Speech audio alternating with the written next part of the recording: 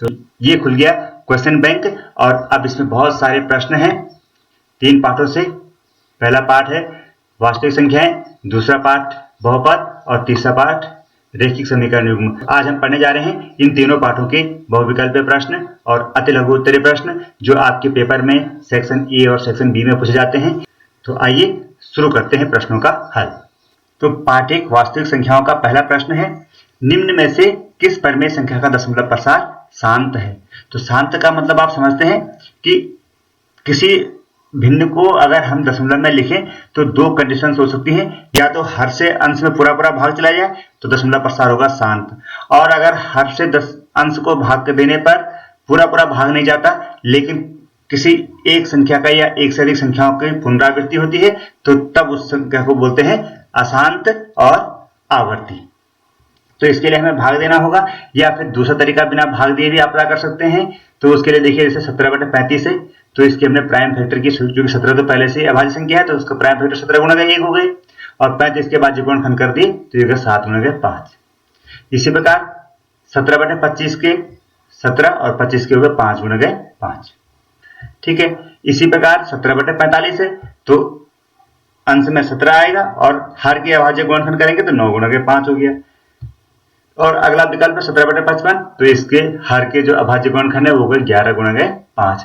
अब किस संख्या का दशमलव प्रसार शांत होगा उसके लिए हमें देखना होता है उसके हर के गुणनखंडों को। अगर हम हर के गुणनखंडों की बात करें तो 35 में 7 और 5 है, 25 में 5 और 5 है, 45 के गुणनखंड 9 और 5 है और 55 के गुणनखंड 11 और 5 है। तो अब यहां पर एक चीज नोट करने वाली है कि जिन संख्याओं के हर का अभाज्य गुणनखंडों में या तो 2 हो या 5 हो या 2 और 5 दोनों अंक हो उनका दशमलव प्रसार होगा शांत, और यदि 2 हो 5 हो और इनके साथ कोई और तीसरा अंक भी हो तो उनका दशमलव प्रसार होगा अशांत।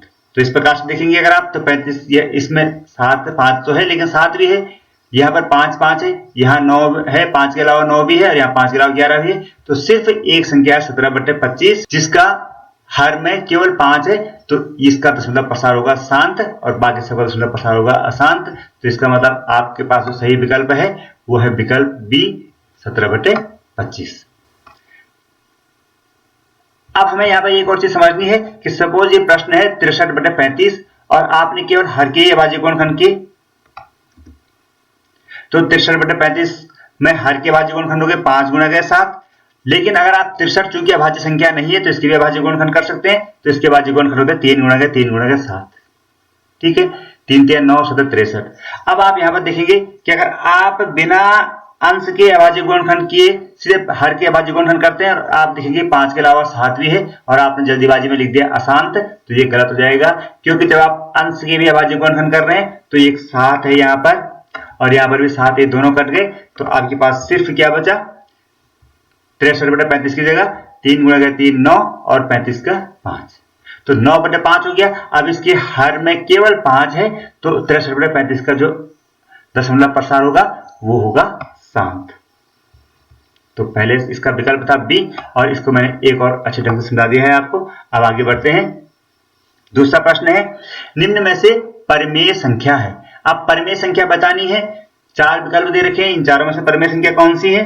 तो इसके लिए आप जानते हैं कि परिमेय संख्या वो संख्याएं होती हैं जिनको हम पी वाई क्यू के रूप में लिख सकते हैं, जहां पर पी और पी क्यू दोनों पूर्णांक है। तो पी की जगह पूर्णांक मतलब पी 1 2 3 भी हो सकता है, 0 भी हो सकता है, -1 -2 -3 और इसी तरह से हो सकते हैं। अगर क्यू की बात करें तो क्यू 1 2 3 भी हो सकता है, -1 -2 -3 हो सकता है, लेकिन क्यू 0 नहीं हो सकता। ठीक है, तो इस प्रकार से अगर हम बात करें वर्गमूल 1 की तो वर्गमूल 1 का मतलब होता है 1, तो ये पी बाई क्यू के रूप में लिखते हैं 1/1। वर्गमूल 4 की बात करें तो इसको वर्गमूल 4 का मतलब होता है 2, इसको भी हम पी बाई क्यू के रूप में लिखते हैं 2/1। उसी प्रकार वर्गमूल 9 3/1। तो वर्गमूल 1 वर्गमूल 4 वर्गमूल 9 वर्गमूल 16 ये सब संख्याएं क्या है, परिमेय संख्या है, क्योंकि ये पूर्ण वर्ग संख्या है। तो अगर किसी पूर्ण वर्ग संख्या पर वर्गमूल लगा है तो वो परिमेय संख्या है, लेकिन अगर इनके बीच की संख्या जैसे वर्गमूल 1 और वर्गमूल 4 के बीच में है, वर्गमूल 2 और वर्गमूल 3, तो पूर्ण वर्ग संख्याओं के बीच की संख्याओं पर अगर वर्गमूल लगा है तो उन संख्याओं को हम बोलेंगे अपरिमेय संख्या। तो देखिए यहाँ पर वर्गमूल 2 वर्गमूल 3 वर्गमूल 5 वर्गमूल 6, वर्गमूल 7, वर्गमूल 8 और वर्गमूल 10, ये सब क्या है? अपरिमेय संख्या है। और एक और चीज है कि अगर एक परिमेय और एक अपरिमेय संख्या का जोड़ हो रहा है, गुणा हो रहा है, घटाना हो रहा है या भाग हो रहा है, तो वो भी अपरिमेय संख्या होगी। तो इस आधार पर आप देखिए तो वर्गमूल 3 तो अपरिमेय संख्या है ही, 3 धन वर्गमूल 3 भी अपरिमेय संख्या है और वर्गमूल 3/2 भी अपरिमेय संख्या है। तो सिर्फ बचाते हैं आपके पास 6.666, तो ये होगी परिमेय संख्या, क्योंकि ये दशमलव संख्या है और ये अशांत है लेकिन आवर्ती दशमलव संख्या है।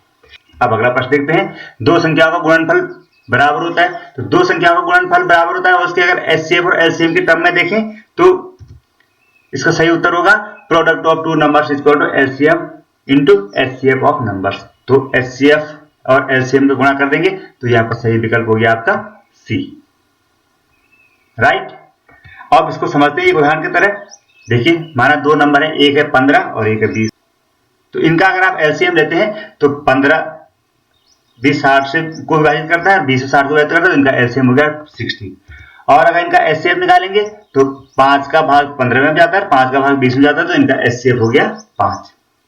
अब आप एलसीएम और एचसीएफ को गुणा करेंगे तो 60 गुणा गए 5 यानी 300, और संख्याओं का गुणा करेंगे प्रोडक्ट ऑफ नंबर्स करके 15 गुणा गए 20, तो ये भी हो गया 300। तो हम कह सकते हैं कि किन्हीं दो संख्याओं का गुणनफल और उनके एचसीएफ और एलसीएम का गुणनफल हमेशा बराबर होता है। ठीक है। प्रश्न नंबर 4। प्रश्न नंबर 4 है संख्या 500 का 2 की घात n और 5 की घात m का रूप लिखिए। इसका मतलब संख्या 500 के अगर हम अभाज्य गुणनफल करेंगे तो 2 आएगा और 5 आएगा।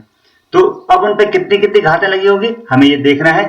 तो इसके लिए देखिए 500 को हम इस तरह से लिखते हैं, 500 बराबर 5 गुणा गए 100। यहां पर 5 अभाज्य है लेकिन 100 भाज्य है। 5 प्राइम नंबर है और 100 कंपोजिट नंबर है। तो आप 100 को और तोड़ सकते हैं, 5 और 100 को लिखेंगे तो 10 गुणा गए 10 लिख सकते हैं। तो 10 अभी भी कंपोजिट नंबर है, तो फिर आप इसको छोटा कर सकते हैं। तो 5 तो पहले से था, 10 की जगह लिख दिया आपने, एक 10 की जगह लिख दिया 2 गुणा गए 5, और दूसरी जगह 10 की जगह भी लिख दिया 2 गुणा गए 5। तो अब आप देखिए 5 के 3 गुणनखंड हो गए, 5 गुणा गए 5 गुणा गए 5 और 2 के हो गए 2। तो हम 500 को लिख सकते हैं 5 की घात 3 गुणा गए घात 2। और अगर आप विकल्पों में देखें तो सही विकल्प है आपका विकल्प डी। तो समझ गए होंगे आप। अब बात करते हैं प्रश्न नंबर 6 की। ये निश्चित उत्तरीय प्रश्न है। देखो प्रश्न पूछ रखा संख्या 12 व 40 का म यानी हाईएस्ट कॉमन फैक्टर दे रखा है 4, तो आपको उसका एलसीएम निकालना है। तो अभी सूत्र बताया था आपको, उसके आधार पर देखेंगे प्रोडक्ट ऑफ द नंबर्स क्या है, संख्याओं को गुणा करेंगे तो 12 गुणा का 40 बराबर होता है 480, और एचसीएफ दे रखा है 4। तो अगर आपको एलसीएम निकालना है तो एलसीएम हो जाएगा product of numbers upon HCF. तो यानी 480 को 4 से भाग कर देंगे तो एलसीएम निकल जाएगा आपका 120, और इसका इसका आंसर हो जाएगा 120। तो आपको इस प्रश्न के लिए इसी तरह से हल करना पड़ेगा। प्रश्न नंबर 7 है 140 को अभाज्य गुणनखंड के रूप में लिखिए। अब अभाज्य गुणनखंड 140 के लिख रहे हैं, जैसे अभी आपने 500 के अभाज्य गुणनखंड किए थे 2 की घात 2 और 5 की घात 3। इसी प्रकार 140 के अभाज्य गुणनखंड करेंगे तो इसके लिए एक और तरीका है। आप देखेंगे 140 को पहले आप 2 से डिवाइड करेंगे तो 2 अभाज्य संख्या है, और दूसरा गुणनखंड होगा उसका 70 भाज्य है, तो इसके फिर टुकड़े करेंगे, 2 से भाग देंगे तो एक और फैक्टर आएगा 35 फिर से भाज्य संख्या है, तो इसको फिर आप 2 से इसमें भाग जाता नहीं, 3 से भी जाता, तो 5 से भाग करेंगे तो 5 से भाग जाएगा तो 7 बार जाएगा। तो जो फैक्टर्स हैं इसके 2, 2, 5 और 7 ये सारे प्राइम फैक्टर्स हैं। तो हम लिख सकते हैं 140 बराबर 2 गुणा गए 2 गुणा गए 5 गुणा गए 7। पार्ट है बहुपद। तो इस पार्ट से भी आपके पास एक सवाल 1 नंबर का आता है और एक सवाल 3 नंबर का आता है। तो आज हम बात करेंगे 1 नंबर के सवाल की। एक सवाल इस तरह से आता है, आपके पास एक ग्राफ दिया होता है और आपसे पूछा गया होता है कि इस ग्राफ में जो बहुपद है px उसके शून्य क्या कीजिए, कितने शून्य होंगे। तो यहां पर समझ लेते हैं। देखिए अगर इस तरह का ग्राफ बना है कि एक सीधी रेखा आ रही है तो उसको बोलेंगे रेखिक बहुपद, यानी उसमें जो चर राशि है उसकी घातांक है 1। अगर इस तरह का ग्राफ बन रहा है तो उसको बोलेंगे द्विघात बहुपद, यानी उसमें जो चर राशि है उसके घातांक होंगे 2। और इस तरह का कोई ग्राफ बन रहा है तो इसको बोलेंगे त्रिघात बहुपद। ठीक है। तो सीधी सी बात है कि अगर रेखिक बहुपद है तो उसका शून्य 1 होगा, द्विघात बहुपद है तो उसके 2 शून्य होंगे, त्रिघात बहुपद है तो 3 शून्य होंगे, इसी प्रकार से आगे। अब ग्राफ की बात करें तो जो रेखिक बहुपद है वो x अक्ष को सिर्फ एक बिंदु पर काटेगा और द्विघात बहुपद x अक्ष को 2 बिंदुओं पर काटेगा और इसी प्रकार से त्रिघात बहुपद x अक्ष को 3 बिंदुओं पर काटेगा। तो इस प्रकार से हम क्या कह सकते हैं कि जो ग्राफ आपका दिया है इसने x अक्ष को केवल एक बिंदु पर काट रखा है, ठीक है, तो इसलिए इसमें शून्यकों की संख्या होगी 1, तो सही विकल्प हो गया ए। और अब दूसरा प्रश्न है, निम्न में से कौन रेखिक बहुपद नहीं है। देखो रेखिक बहुपद मैंने बताया था, रेखिक बहुपद वो बहुपद होंगे जिनमें चर राशि की घात होगी 1, जिनमें चर राशि की घात 2 होगी उनको द्विघात बहुपद बोलेंगे, इसी प्रकार से 3 घात वाले को त्रिघात बहुपद बोलेंगे। तो अब आप यहां देखेंगे पहले वाले विकल्प में 2x - 3 चर राशि है x और उसमें पावर है 1, तो ये भी रेखिक बहुपद है। x - 2/4 फिर x पर 1 घात है, 2x + 1 2x + 10 तो इसमें फिर x पर 1 घात है, तो ये तीनों के तीनों रेखिक बहुपद है। और इसकी बात करें देखो x³ + 7 तो x पे है 3 घात, तो ये रेखिक बहुपद नहीं है, ये त्रिघात बहुपद है। तो आपको छांटना था रेखिक बहुपद नहीं है, तो वो विकल्प हो जाएगा डी, ठीक है। अब अगला प्रश्न देखिए, px = x² - 3x हो तो p1 का मान ज्ञात कीजिए। तो बहुपद दे रखा px और p1 निकाला, यानी x की जगह हमें 1 रख देना है। तो देखिए कैसे होगा, p1 x² - 3x था x की जगह, तो x की जगह आप 1 रखेंगे तो जाएगा 1² - 3 × 1। और अब इसको सॉल्व करेंगे तो 1 का वर्ग 1 ही होता है और -3 × 1 -3 हो जाएगा, तो 1 - 3 हो गया -2 और सही विकल्प हो जाएगा यहाँ पर ए यानी -2, राइट। अब क्वेश्चन नंबर 4 है द्विघात समीकरण। देखो यहाँ पर द्विघात समीकरण लिख दिया है, जबकि ये पाठ होना चाहिए था द्विघात बहुपद। तो लिखा है द्विघात बहुपद 2x³ + 9x + 3, तो शून्यकों का योग निकालना है। तो चलिए देखते हैं इसको कैसे करना है। देखिए सबसे पहले आप बहुपद को समझेंगे। द्विघात बहुपद इस तरह से होता है ax² + bx + c, और अल्फा और बीटा जो इसके 2 शून्यक होंगे उनको निकालने के लिए हमें क्या करना होगा, अल्फा + बीटा = होता है -b/a, यानी कि जो इस बहुपद के गुणांक है x का गुणांक है b और x² का गुणांक है a, उनका अनुपात ले लेना है नेगेटिव साइन के साथ। और अगर उनके शून्यकों को हम गुणा करेंगे तो ये हो जाएगा c/a, यानी जो चर राशि है उसका और x² के गुणांक की तुलना कर लेंगे। तो अब आपको अब आप कंपैरिजन करेंगे, px = 2x², तो यहाँ पर कंपेरिजन करेंगे तो a की जगह है 2, b की जगह है 9 और c की जगह है 3, ठीक है। तो अगर आप अल्फा + बीटा लिख रहे हैं तो आपको लिखना पड़ेगा -b/a, तो -b की जगह हो जाएगा -9 और a की जगह हो जाएगा 2, तो अल्फा + बीटा हो गया -9/2, ठीक है। अब आगे बढ़ते हैं, फिर से वही ग्राफ दे रखे हैं और किस बहुपद के 3 शून्यक होंगे ये पूछ रखा है। तो ये सवाल आप 5 सेकंड से पहले कर सकते हैं। देखिए सेक्शन ए में एक ही जगह x को काट रहा है तो इसका शून्य हुआ 1। क्वेश्चन सेक्शन बी में भी ग्राफ x अक्ष को एक ही बार काट रहा है तो इसका शून्य भी होंगे 1। क्वेश्चन सी में ग्राफ x अक्ष को काट ही नहीं रहा है तो इसके शून्य हो जाएंगे 0, यानी कि इस तरह के समीकरण होगी ये y = 5 या y = 10, ठीक है। और सेक्शन डी में क्योंकि 3 जगहों पर ग्राफ x अक्ष को काट रहा है तो इसके शून्य होंगे 3, तो यही विकल्प है आपका डी। आगे बढ़ते हैं, फिर इसी प्रकार से एक और प्रश्न है, किस बहुपद के 3 शून्यक होंगे। तो आप यहां पर भी आराम से समझ सकते हैं। पहले वाले का है 1 शून्यक, दूसरे वाले का 2 शून्यक, तीसरे वाले का फिर 1 शून्यक और चौथे वाले का 3 शून्यक है, तो यहां पर भी विकल्प डी सही है, ठीक है। अब प्रश्न नंबर 14 है क्वेश्चन बैंक का, द्विघात समीकरण का मानक रूप लिखिए। तो फिर से द्विघात समीकरण लिखा हुआ है, जबकि आपको लिखना था द्विघात बहुपद। द्विघात बहुपद का मानक रूप है px = ax² + bx + c, जो बहुपद जो चर राशि है बहुपद की उसकी घात उच्चतम घात होनी चाहिए 2। और अगर समीकरण की बात करें तो ये इस तरह से होगा ax² + bx + c = 0। ये द्विघात समीकरण का मानक रूप है। तो दोनों सवालों के जवाब आपको मिल गए। अगला प्रश्न है 15वां प्रश्न, द्विघात बहुपद x² - 2x - 8 के शून्य ज्ञात कीजिए। देखो यहाँ पर शून्यकों का योग नहीं ज्ञात करना, बल्कि यहाँ पर शून्य ज्ञात करना है, अल्फा और बीटा निकालने हैं। तो इसको हम इस तरह से हल करेंगे। बहुपद है P x equal to x square minus 2x minus 8। अब आपको इसके शून्य निकालने हैं तो इसे गुणनखंड करने होंगे, और गुणनखंड करने का मतलब है कि इसके बीच वाले पद को टुकड़े करने होंगे। तो बीच वाले पद के टुकड़े करेंगे तो इस तरह से लिखेंगे हम इसको, एक्स स्क्वायर और माइनस 2x की जगह लिख देंगे माइनस 4x और plus 2x। Minus 4x plus 2x फिर से माइनस 2x होता है। तो अगर हमने ये टुकड़े लिए तो क्यों लिए? क्योंकि हम जानते हैं यहाँ एक्स स्क्वायर है पहला पद और तीसरा पद है माइनस 8, इन दोनों गुणा करेंगे तो हो जाएगा माइनस 8x स्क्वायर। तो अब हमें बीच वाले पद के ऐसे टुकड़े करने हैं कि उनको गुणा करने पर फिर से माइनस 8x स्क्वायर आए और उनको जोड़ने पर माइनस 2 आए।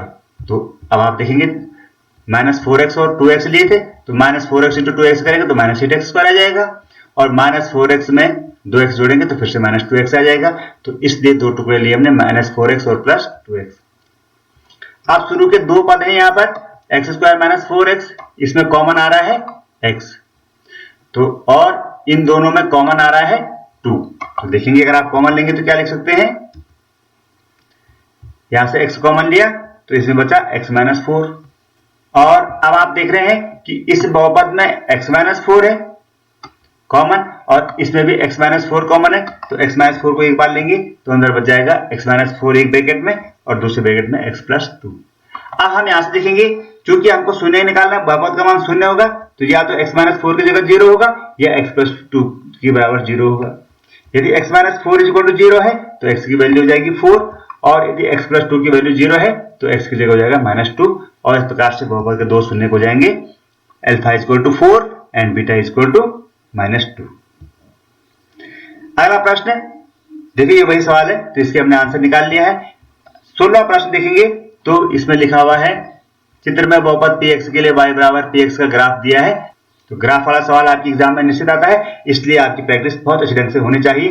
तो यहाँ पर फिर से देखेंगे कि 3 जगहों पर ग्राफ एक्स एक्स को काट रहा है तो इससे शून्यकों की संख्या होगी 3।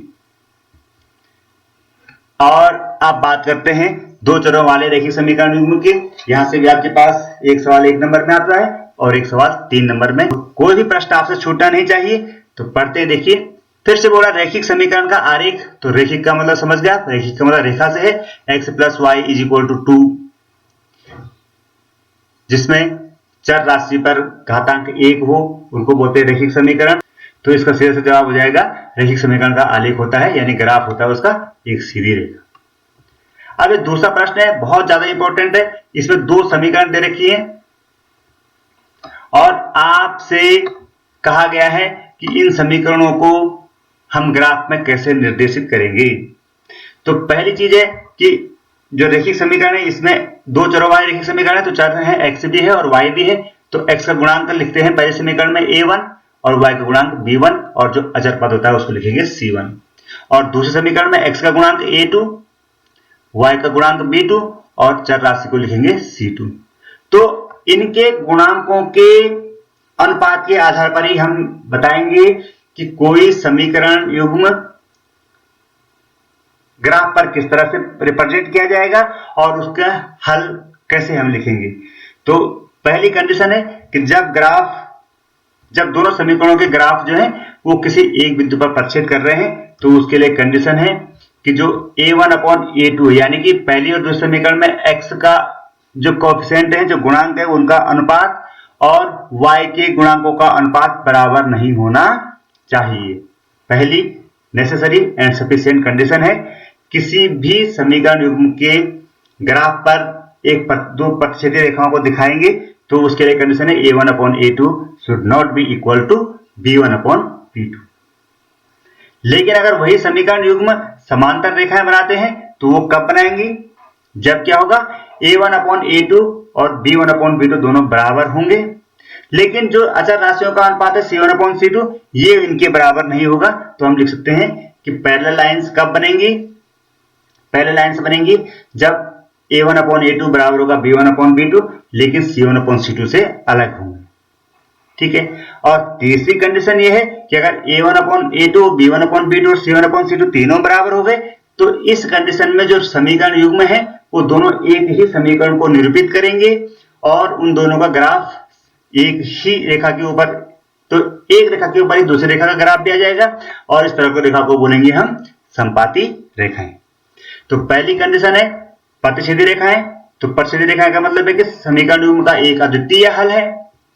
जब समांतर रेखाएं बनेंगी तो हम कहेंगे समीकरण युग्म का कोई भी हल नहीं है, और जब संपाती रेखाएं बनेंगी तो हम कहेंगे कि समीकरण रूप के समीकरण युग्म के अपरिमित रूप से अनेकों हल हैं। तो प्रश्न था आपके पास कि इस समीकरण युग्म का जो अद्वितीय हल होगा उसके लिए क्या ग्राफ होगा। तो अद्वितीय हल होगा तो इसके लिए ग्राफ बनेगा ए। तो विकल्प ए सही है। तो इस जानकारी को आप नोट रखेंगे, आगे बहुत सारे प्रश्न हमने इसके लिए करने हैं। तो फिर से बता रहा हूं आपको कि प्रतिच्छेदी रेखाएं होंगी या समीकरण का अद्वितीय हल होगा जब a1/a2 is not equal to b1/b2। समांतर रेखाएं बनेंगी यानी समीकरण का कोई हल नहीं होगा तो a1/a2 is equal to b1/b2 but not equal to c1/c2। और समीकरण युग्म के अनेकों हल होंगे और ग्राफ पर वो संपाती रेखाएं बनेंगी तो उसके लिए ये वाली कंडीशन है। अब इससे संबंधित कुछ प्रश्नों को हल करते हैं। इस पाठ का तीसरा प्रश्न है, दो समीकरण युग्म दे रखे हैं और -x - dy + 1 = 0। एक्चुअल में सवाल में dy नहीं होना था, इसको होना चाहिए था 6y। तो इसको हम 6y लिखते हैं। -3x - 6y + 1 = 0 के हल ज्ञात कीजिए। हमें ये बताना है कि इसके हल एक हल होगा, अद्वितीय हल होगा या कोई भी हल नहीं होगा। तो इसके लिए हमें इनके गुणांकों का अनुपात लिखना है। तो देखेंगे पहले समीकरण के लिए देखेंगे तो a1 बराबर x का गुणांक है 1, b1 बराबर y का गुणांक 2 है और c1 बराबर अचर पद है 5। और दूसरे समीकरण के लिए a2 है -3 x का गुणांक, b2 है -6 और c2 है 1। अब अगर आप इनका अनुपात देखेंगे तो a1/a2 बराबर हो गया 1/3, b1/b2 बराबर हो गया 2/6 और इसको सिंप्लीफाई करेंगे तो 1/3 हो जाएगा। और c1/c2 को लिखेंगे तो ये गया 5/1। तो अब यहां पर आप क्या देख रहे हैं कि a1/a2 बराबर भी है 1/3 और b1/b2 बराबर भी है 1/3। तो हम क्या लिखेंगे, यहां a1/a2 बराबर है b1/b2, लेकिन c1/c2 उनसे अलग है तो समीकरण का कोई भी हल नहीं होगा क्योंकि ये समांतर रेखाएं बन रही। तो आशा आप समझ गए होंगे। अब आते हैं एक इसी तरह के दूसरे प्रश्न पर। अब प्रश्न इस तरह से दिया गया है, एक समीकरण को दे रखा है 3x + 2ky = 0 और दूसरा 2x + 5y = 1। और फिर से कंडीशन दे रखी है कि दोनों परस्पर समांतर है तो k का मान ज्ञात करना है आपको। तो फिर से अनुपात लिखेंगे, पहले गुणांक लिखो, a1 बराबर है 3, b1 बराबर 2k और c1 बराबर 2 पहले समीकरण के लिए। दूसरे समीकरण के लिए a2 बराबर 2, b2 बराबर 5 और c2 बराबर 1।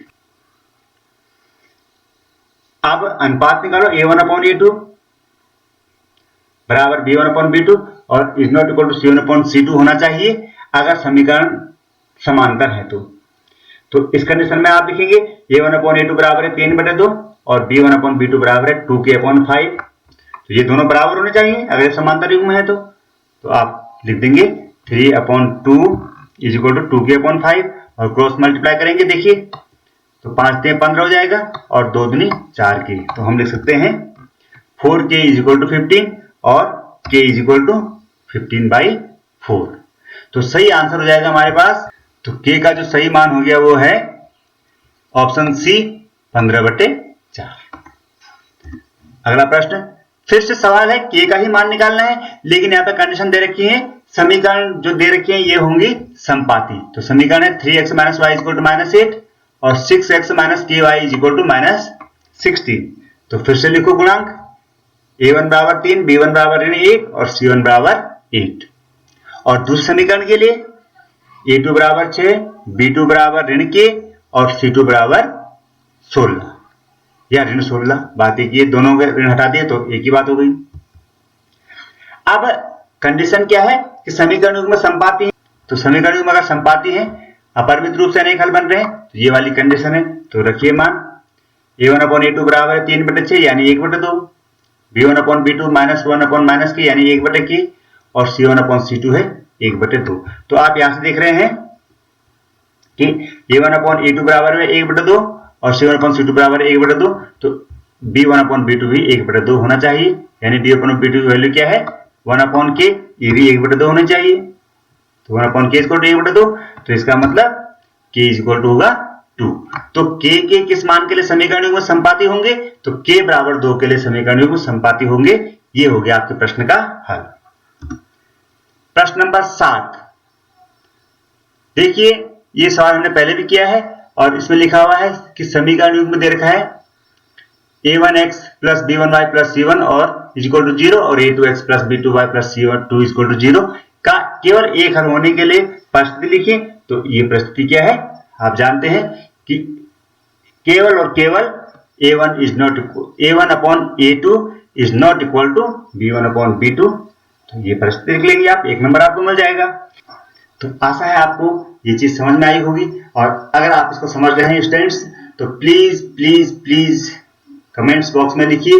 मैं जल्दी से आपके लिए दूसरा वीडियो लेके आऊंगा जिस पर मैं बाकी के सारे पाठों के बहुविकल्पीय प्रश्न और अति लघुत्तरीय प्रश्नों के हल लेकर के आऊंगा, और फिर मैं पढ़ाऊंगा आपको सेक्शन सी और सेक्शन डी के प्रश्नों को। तो आप देखते रहें, पढ़ते रहें, चैनल को सब्सक्राइब करें, अपने दोस्तों के साथ शेयर करें। मैं जल्द ही आपके लिए नया वीडियो लेके आऊंगा। तब तक के लिए गुड बाय।